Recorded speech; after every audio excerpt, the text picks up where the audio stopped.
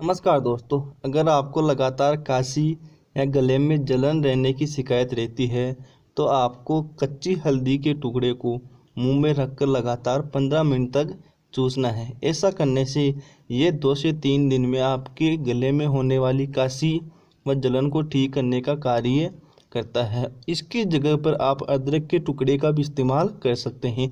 ये दोनों आपकी खांसी व गले में होने वाली जलन को ठीक करने का एक सबसे अच्छा और सबसे सस्ता घरेलू उपाय है।